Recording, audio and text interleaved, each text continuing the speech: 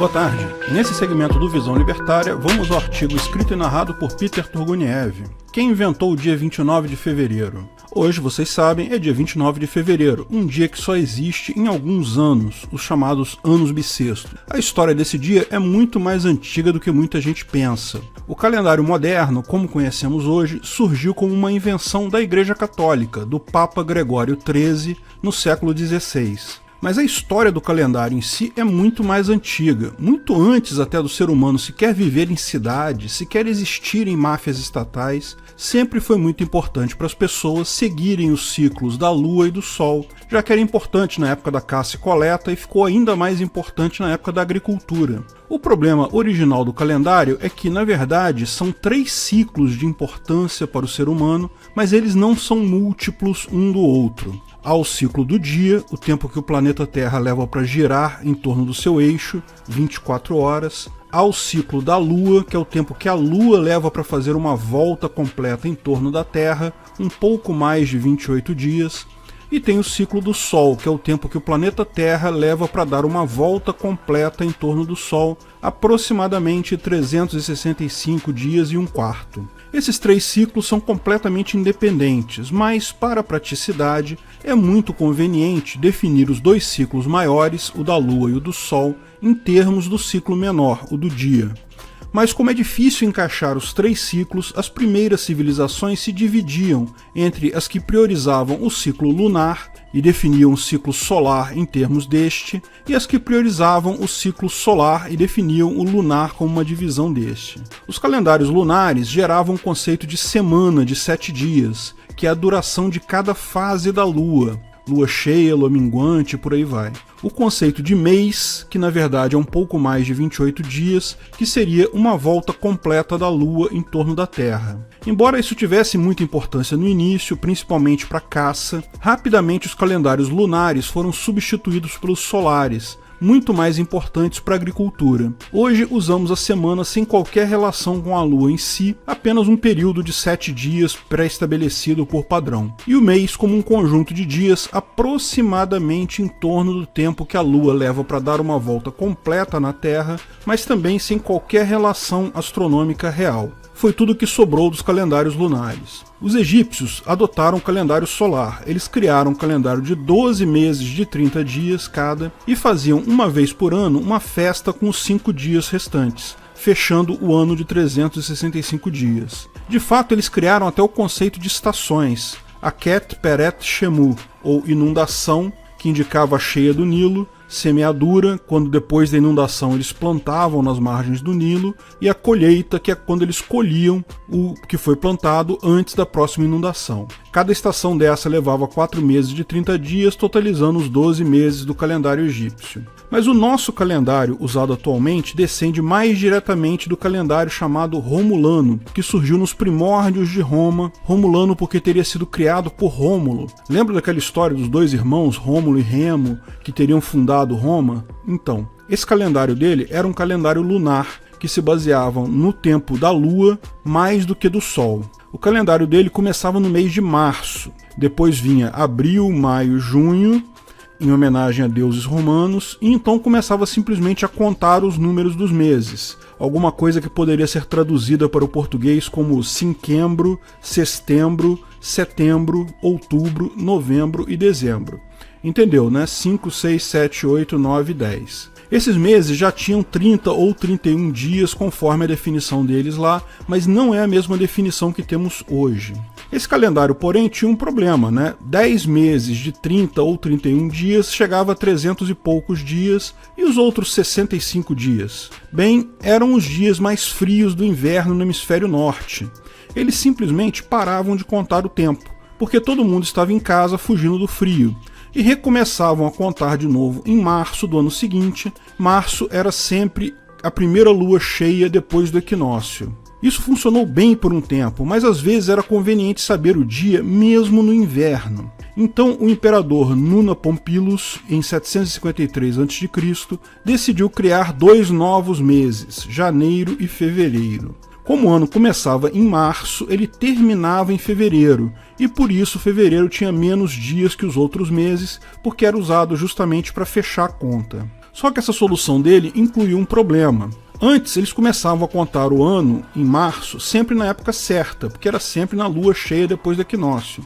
Então não tinha problema nenhum de defasagem. Quantos dias tinha no período de inverno, não importa. Eles não contavam os dias nesse período. Agora que havia 2 meses ali, começou a ter um problema. A cada ano, o ano ficava um pouco mais cedo, porque, tenho certeza que você sabe disso, o ano tem 365,2495 alguma coisa, ou seja, 365 e 1/4 de dia aproximadamente. Esse 1/4 de dia nem faz diferença em um ano ou dois, mas esse efeito acumulando ao longo do tempo, e o ano começava cada vez antes do fim do inverno, ou seja, começava cada vez mais no inverno. Eles resolviam isso aleatoriamente, incluindo dias de vez em quando. Na verdade era mais complicado que isso, tá? Fevereiro nesse calendário tinha 23 dias, e aí eles incluíam um mês bissexto, que eram alguns dias adicionais num outro mês além de fevereiro, mas essa complexidade toda não vem ao caso. A lógica era essa, e esse calendário do Nuno Pompílis temos até hoje os nomes de quase todos os meses, menos julho e agosto, que ainda se chamavam cinquembro e sestembro. Mas Júlio César, o grande general e ditador romano, resolveu tornar a coisa mais metódica. Ele se inspirou no calendário egípcio e em 46 a.C. ele criou justamente o ano bissexto, com um dia a mais definido, uma coisa certa de acontecer. Os meses tiveram seus números de dias fixados, fevereiro ficando com 28, e a cada ano divisível por 4, fevereiro teria um dia a mais. Ok, não era tão simples assim, porque ele também ainda incluía esse dia adicional de fevereiro entre os dias 23 e 24 de fevereiro. Lembra daquela bagunça de fevereiro ter só 23 dias? Pois é, mas isso é detalhe. Sim, ele também alterou o início do ano para o dia 1º de janeiro, para coincidir com os meses do calendário egípcio. Posteriormente, o mês de cinquembro virou julho, em homenagem justamente a Júlio César, e mais adiante um pouco, sextembro virou agosto, em homenagem a Augusto César, o afilhado dele que herdou o Império Romano depois da morte de Júlio César. Essa grande solução foi chamada de calendário juliano e funcionou muito bem por muitos séculos. No ano 600 d.C., com o crescimento da importância da Igreja Católica, foi feita uma pequena alteração. O número do ano passou a ser considerado a partir do nascimento de Cristo, e não da criação do Império Romano, como era antes. Cristo nasceu, segundo definido pelo monge Dionísio, que propôs tal mudança, no ano 753 da fundação de Roma, ou seja, o ano que era 1353 da fundação de Roma passou a ser o ano 600 depois de Cristo. Mas o resto do calendário continuou igualzinho. Mas só tem um problema, o ano tem um pouco menos de 365 e 1/4 de dias, alguns segundos a menos. Então o início do ano começou a avançar para a primavera lentamente.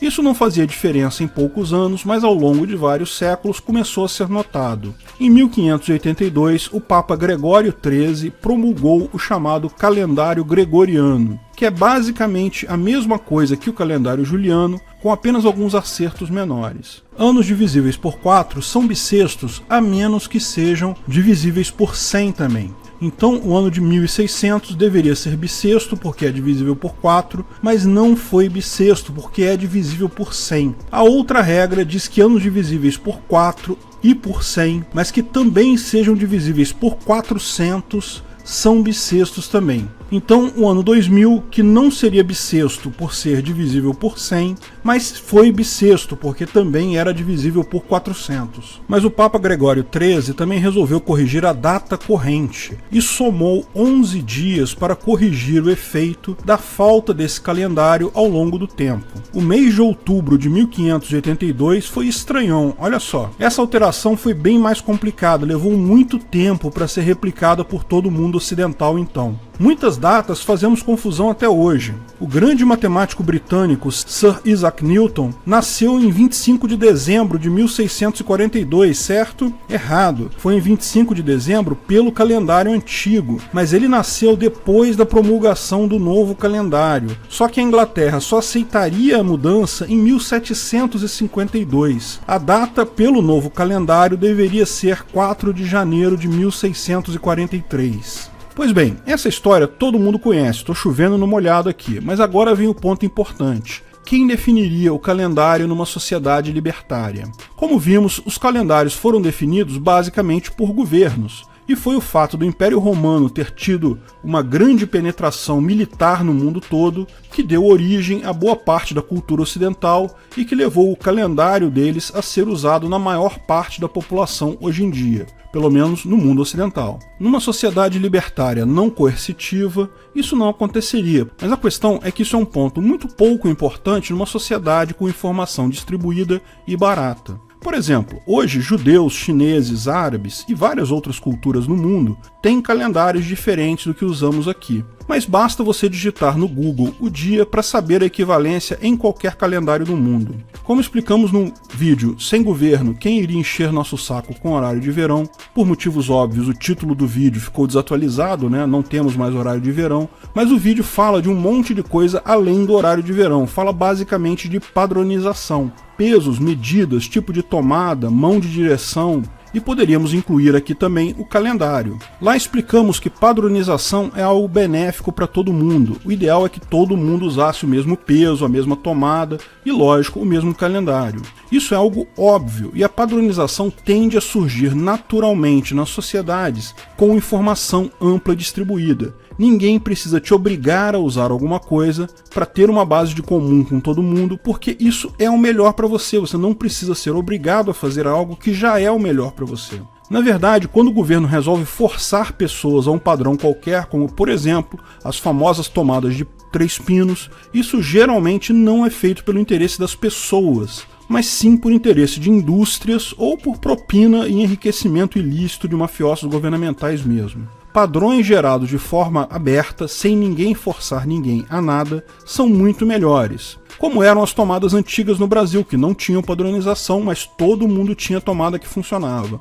E a USB, que está virando um padrão mundial, agora na era da informação descentralizada, que está cada vez mais sendo usado para energia. Justamente por ser um padrão constante, eu não duvido nada que no futuro você vai ligar até seu ar-condicionado e sua geladeira num USB. Mas, em algumas situações, esbarramos num problema para a unificação de padrões. Quando duas sociedades usam padrões diferentes por questões históricas, por exemplo, a questão da medida de pé e polegada nos Estados Unidos e metro no resto do mundo, todo mundo concorda que é melhor unificar, mas cada lado quer que o outro lado mude para o seu padrão, lógico, é mais conveniente. Antigamente, isso só era resolvido por máfias estatais usando violência. Nós usamos o metro aqui em Banânia porque Napoleão Bonaparte inventou essa coisa e obrigou a Europa inteira a usar isso no tapa.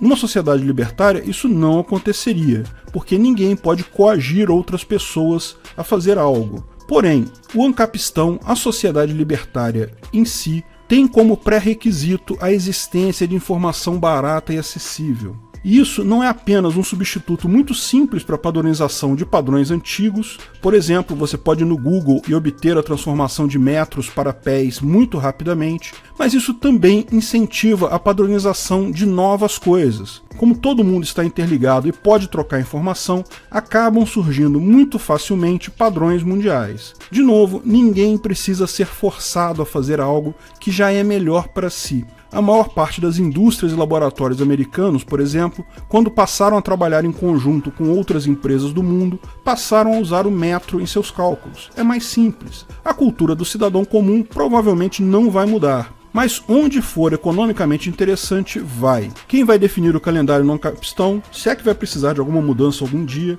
ou quem é que vai definir o calendário de Marte, quando estivermos vivendo em Marte, ou o calendário de outros planetas? Provavelmente uma organização normativa privada como a ISO, que já é uma instituição privada. Feliz ano bissexto para todo mundo! Obrigado pela audiência, se você gostou do vídeo, não deixe de curtir e compartilhar. Se inscreva no canal, clique no sininho para ser avisado de novos vídeos. Até a próxima!